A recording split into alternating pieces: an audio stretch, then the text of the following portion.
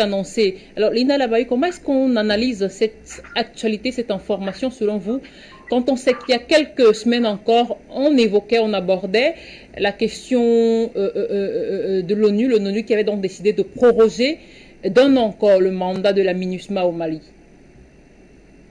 Eh ben, je vais d'abord, bonsoir à tout le monde, hein, et puis merci de m'avoir invité.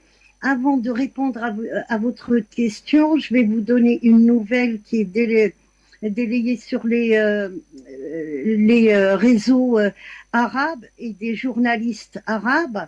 Apparemment, la France a envie de bombarder une base qui est à Bamako et que ils ont montré des photos prises par satellite. Apparemment, Wagner, ce qu'ils appellent Wagner, est en train de s'agrandir et la France a envie et elle veut bombarder cette base.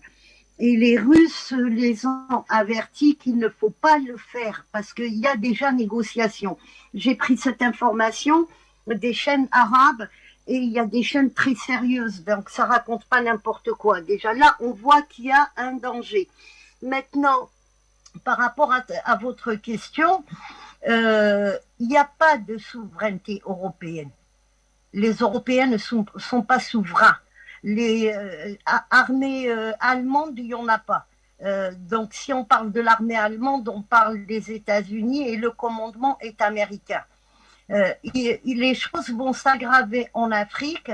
C'est les États-Unis contre les Russes ou les Russes contre les États-Unis. Hein, on le pense comme on veut, mais actuellement les choses s'aggravent pour la simple raison que Biden est en tournée au Moyen-Orient. Et nous avons appris aujourd'hui, il y a une nouvelle, ce n'est pas pour l'histoire de la Palestine, Israël, ni pour le pétrole.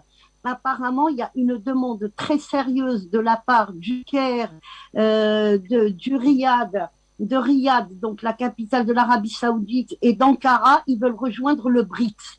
Donc, forcément, de l'autre côté, les Américains vont essayer de faire tout pour casser les Russes. Et casser Bamako, ça veut dire casser les Russes, la présence russe. Cette opération-là on voit bien la réaction des Allemands et la réaction des Français. Pour moi, c'est les Américains qui sont derrière. Et la MINUSMA, ça a été reconduit, bien sûr, c'est le déploiement de l'OTAN, la MINUSMA. Et ça, j'arrête pas de le dire. Tout ce qui est Barkhane, tout ce qui est MINUSMA, MINUSCAL, MINURSO, tout ça, tout ce qu'on trouve en Afrique, ce sont des forces de l'OTAN qui se sont redéployées et toutes les raisons sont bonnes pour qu'elles restent là. Donc, le message que je veux faire passer à nos amis maliens, c'est qu'il faut qu'ils fassent très attention à ça. Je prends les informations de chaînes très sérieuses. Il y a des journalistes d'investigation et le cas du Mali est suivi de près de la part de certains médias arabes. Donc, il va y avoir une suite à tout ça. Et si les Français pensent bombarder Bamako, donc les choses vont s'aggraver, ça ne va pas s'arrêter là.